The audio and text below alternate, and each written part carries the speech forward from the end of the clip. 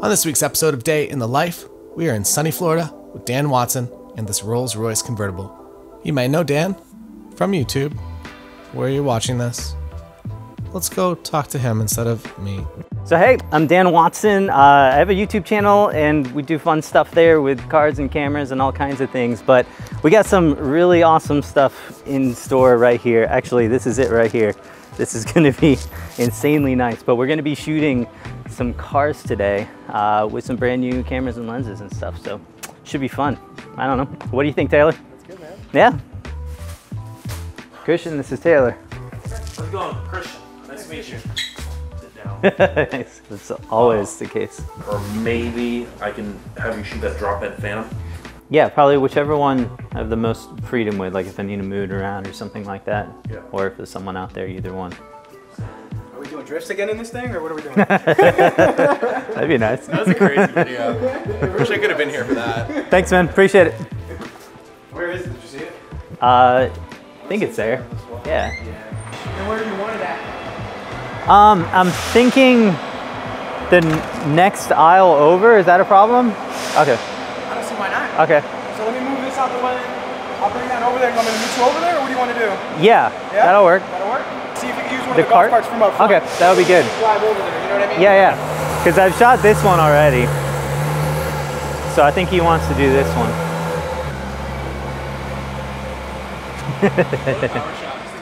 All right, let me go grab some gear. It's my gear. So yeah, we are out at Ultimate Auto and we got some really insane cars lined up right now. Got a drop head coming out. Grabbing the gear, got a couple things with me. Bunch of cameras, we'll take a look at them too, and a trusty gimbal. So, should be fun. Yeah, even these golf carts are not your average golf carts. This is great. This is going to be a great video. I didn't really know what to expect on. Oh, we're gonna make it happen. 8 hours notice? Throw it up against that. Yeah. There is evidence that we have been here.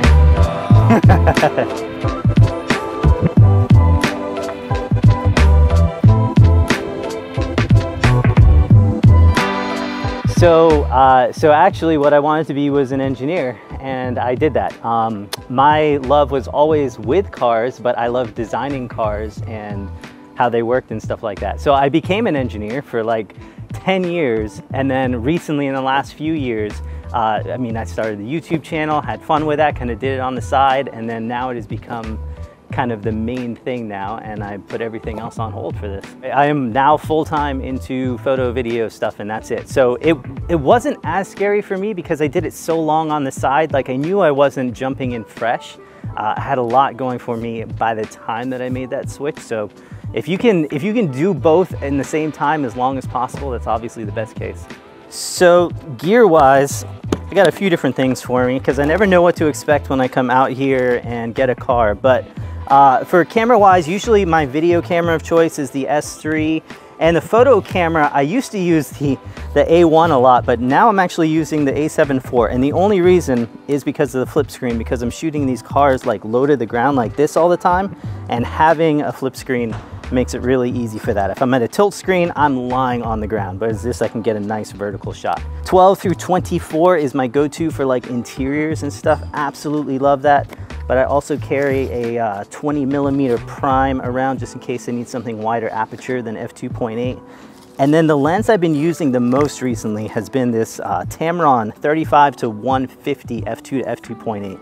This thing is insane, absolutely insane. It's basically replaced my 70 to 200 and 24 to 70 just with this lens. So loving this thing right here. A couple of things that are pretty cool for when you're doing autos is you really need some kind of circular polarizer filter to kind of get rid of some of the reflections that we get on the car. But other than that, pretty cut and dry. Such a big car. It legit feels like an SUV. Oh, you didn't leave me the key.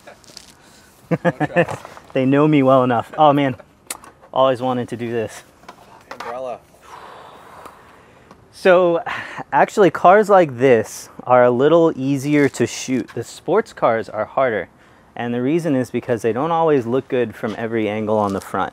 How the headlights go really kind of dictate the best angle. Like Porsches, they really don't look good straight down low from the front. You kind of have to go higher with them to get that hood, just the way the headlights look. So these are not too bad, but what I'm looking for is just the different highlight features that I see that are probably not on your average car that I kind of want to be able to show off, because we're also going to be doing a few shots for them to be able to sell this. So I want to be able to highlight those features for any potential customer. It's almost like shooting a piece of jewelry with some of these details. Yeah, so this is the Ronin RS2. I use the RS2 and the RSC2 for a lot. Either one of them works extremely well, and they're just my favorites right now. But these things, I mean, these things, someone comes out with a new one like every 6 weeks, so there's no telling how long this will be before something new comes out. Yeah, so we're gonna do 3 things today. We're gonna get some photos, we're gonna get just a highlight reel video of this, and then ideally some social content as well. So just stuff that they can throw on Instagram, TikTok, that kind of stuff. So vertical video and just some highlights of some stuff going around, maybe some sounds of the engine and things like that. But that is the major, and so actually everything, pretty much. There's nothing that we don't do on this. So, yep, get it out once and do everything. And you lock and it drops down the hood ornament.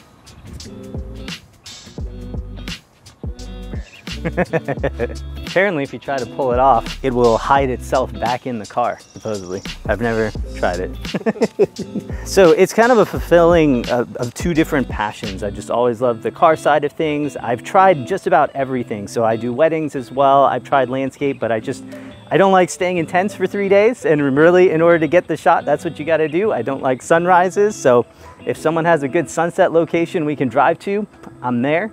Otherwise, these things don't really move too much and I can kind of shoot them whenever. So it's just something that works out very well and something that I've always loved. Plus I love the technical side of the camera. That's why I kind of started testing cameras. So it's always been just a fun thing for me. So I'm gonna turn headlights on. That's always great for an opening shot. For whatever reason, these cameras usually focus better moving backwards than forwards.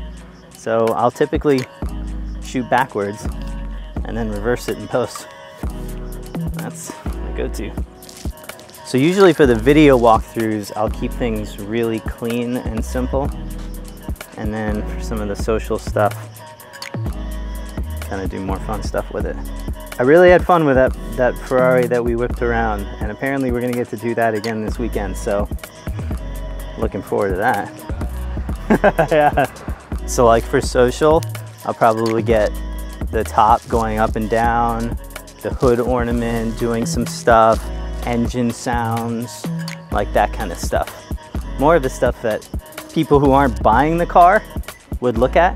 And then for the stuff that people are buying, that's kind of more the clean stuff that I'll keep it. Logos, highlights of the car, things like that.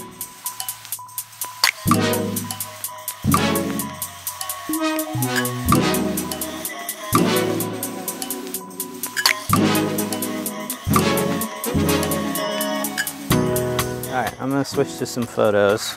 Probably one of the hardest things about cars is getting rid of reflections, because these are basically like giant mirrors, and we do not have great light right now. It's pretty direct sunlight.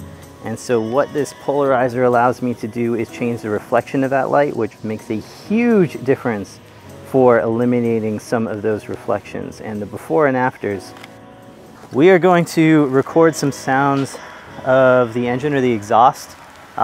I like just a dynamic mic, because every other shotgun mic I've used, or basically any kind of condenser microphone, I've managed to blow from the sound of some of these cars. This one won't be too bad, but some of these Ferraris, man, they will just blow the levels off of anything. So I will actually max out the peak of what the microphone is capable of using, but dynamic mics are pretty safe.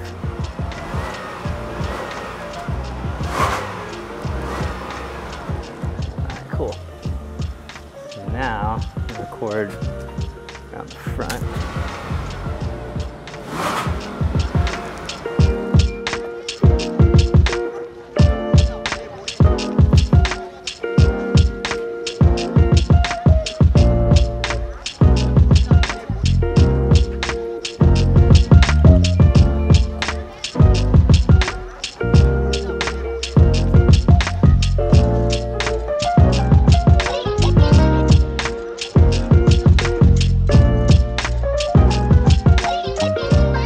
accurate if you have a gross looking driveway like this. If you get low enough and shoot it wide aperture enough, it completely goes away.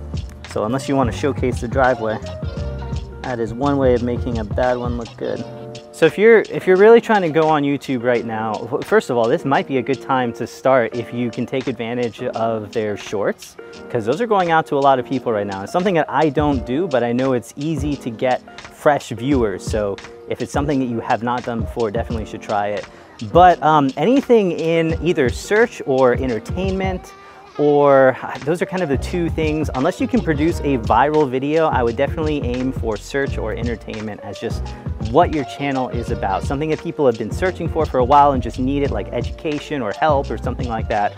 Or go for just raw entertainment that people will just continue to watch and like and engage with. Those are kind of the two big things that I would really push after. So hopefully that was awesome. Thanks so much for Taylor for coming down. If you want to see any of my stuff too, at Learning Cameras on social or YouTube or anything like that. But yeah, subscribe, like to Taylor, and it'll be awesome. We'll get some more stuff of this going, right? Let's do it.